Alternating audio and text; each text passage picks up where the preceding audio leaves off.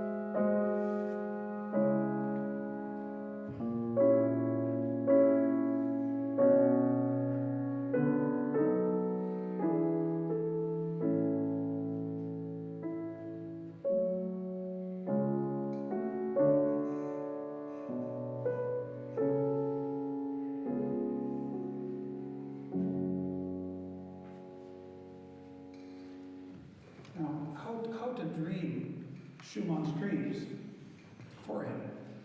Well, so there's a fairly direct example. In the fifth variation, it goes like this.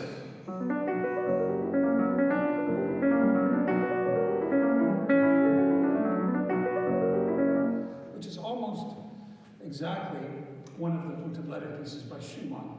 Just the harmonies changed to fit the harmonic progression of the theme. Now that's ingenious, but not terribly evocative or poetic.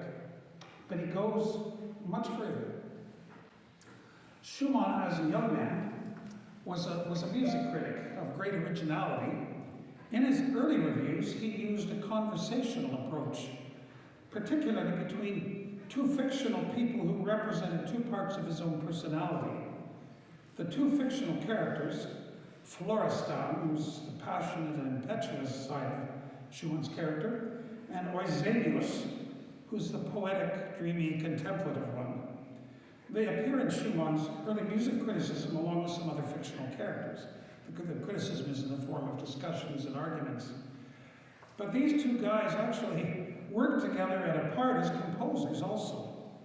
For instance, in Schumann's Opus 6, David's Wundertänze, which translates roughly as Dances of the League of David. Those of you who know the Bible know that David defeated the Philistines in art in this case. Schumann indicates that certain of the dances in this, there are 18 of them, some of them are written by Florestan, certain others by Eusebius, and a few of the dances are written by both of them, who said art could not be created by a committee.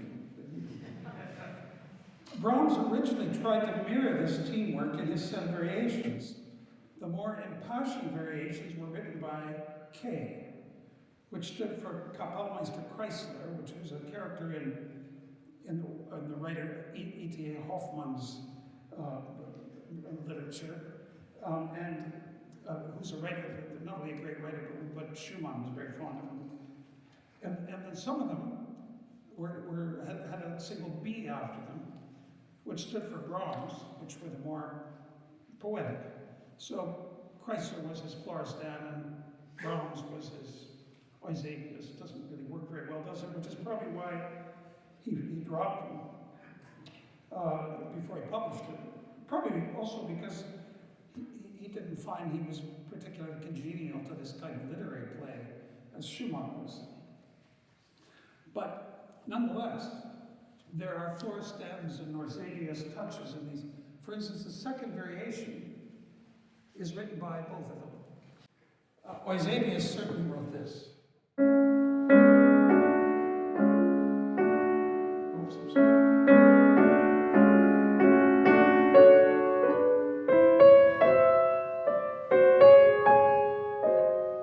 And Florestan wrote this, no question. And they worked together to create this.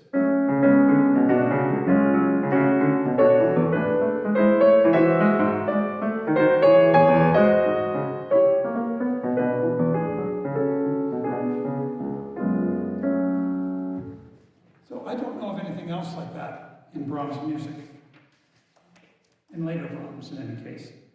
He's so clearly channeling his mentor Schumann. Now Schumann was fond of contrapuntal play in his music, and in the original form of Brahms' variations, there were just 14 variations, and there are 3 canons. The first one is a canon of the octave, sort of like a campfire round. A kind of tragic Frere Jacques, you might think. It takes the theme as it was.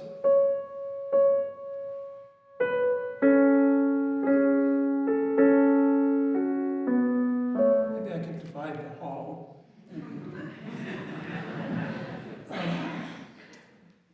So you can hear it's very clear, but he doesn't write it just that way. The main melody is a kind of a soprano instrument, a violin perhaps, and the answer is kind of a timpani.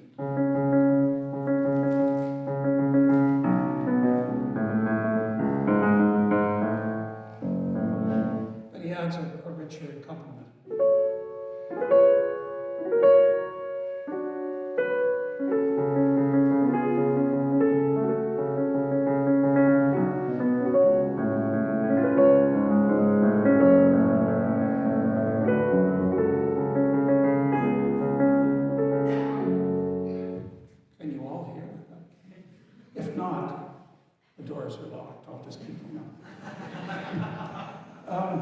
The next canon is in the 3rd to last variations, and the theme has been totally altered. It's become this.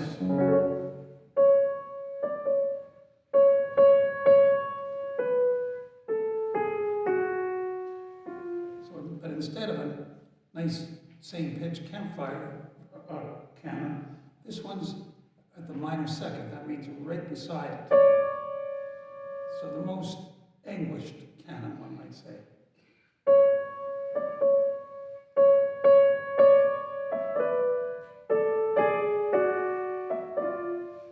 Except he adds pizzicato strings.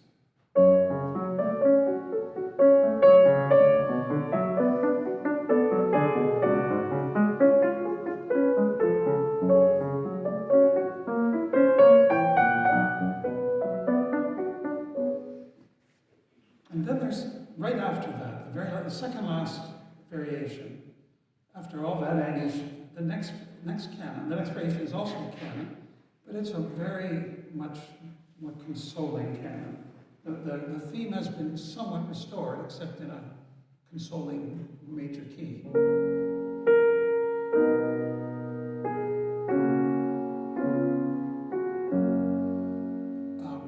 And he has, the answer is now at the sixth, which is always a very sweet thing to do, except he puts it 2 octaves lower than that. So the canon goes like this.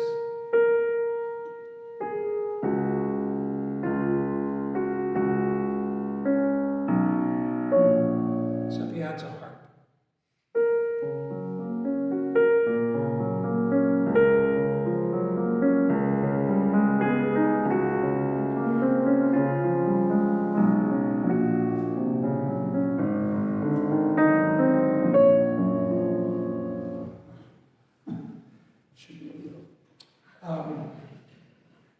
At that point, there were 14 variations. I'll talk about the last one. It's very important. But he, having prepared it for manuscript, he changed his mind and took it back and added 2 variations in the middle, which I think if without these 2 variations, it's a beautiful, beautiful work. But this elevates it to a kind of towering monument. It's something different now. The first of these 2 added variations is in D major. And he's changed the theme to this.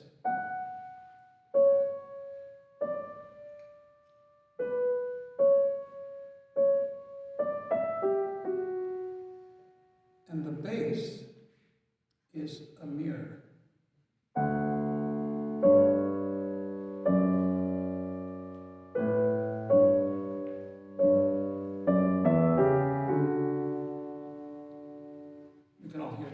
When this goes down 4 notes, this goes up 4 notes, etc. And that's very beautiful, except he also adds offstage French horns.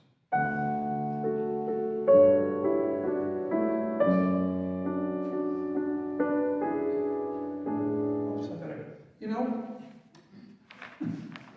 sometimes the magic works and sometimes it doesn't. Here we go.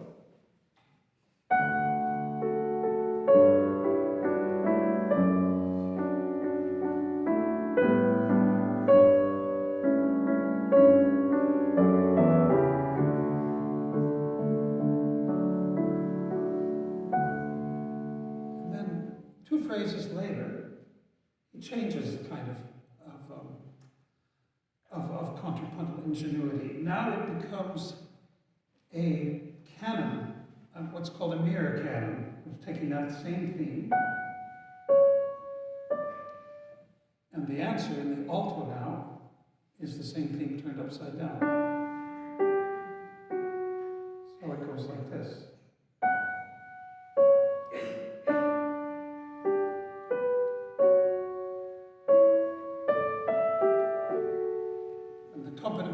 French horns have been replaced by harp.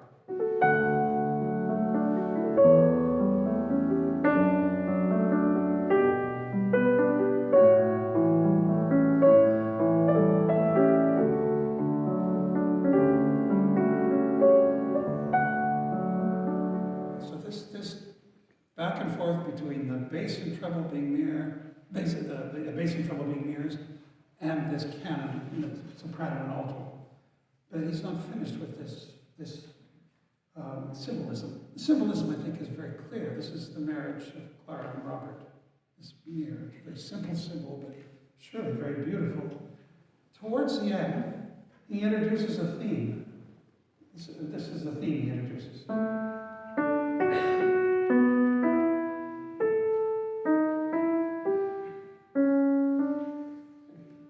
Except it's introduced like this.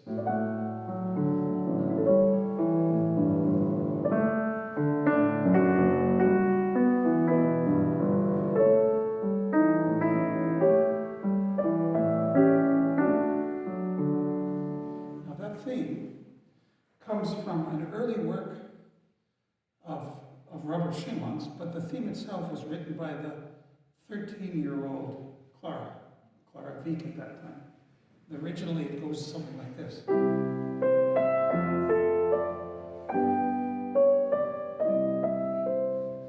Very fresh, not the sad, nostalgic version here. So it's a theme that Robert Schumann used as a set of variations in his impromptu Opus 5 of the 13-year-old Clara. So a very early work of Robert Schumann, not long after he met this young woman, who was to become much more than just this kid that he met, and who was a wonderful piano player. And one can only imagine the effect of that for both Robert and Clara when they heard this theme come out of this beautiful symbolic mirror. There's one last thing, which is the very end of this is a variation which seems to disappear into the ether. It comes in a way from this same work, from this work of Robert Schumann's, the very first variation that he wrote for that theme. It goes like something like this.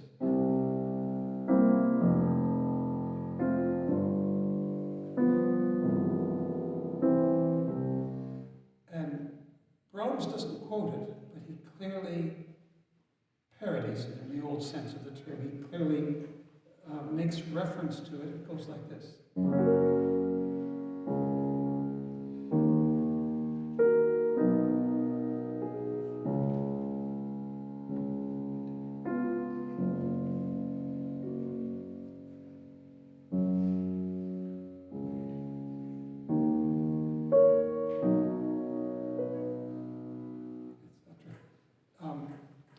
Clearly, it's a reference they would both immediately recognize to a very early work of Robert Schumann, written very early after their meeting, Clara and Robert, on a theme by this young girl. I could go on, but I'm not going to, that's it. So, there are many more quotations, but let me,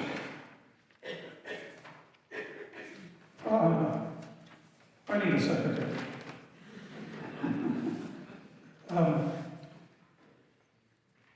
There are many more Schumanns and Schumannisms in this work, but I hope this is enough to give a sense of how deeply Brahms penetrated into Schumann's compositional world in writing these variations. Finally, I'm going to let the music speak for itself.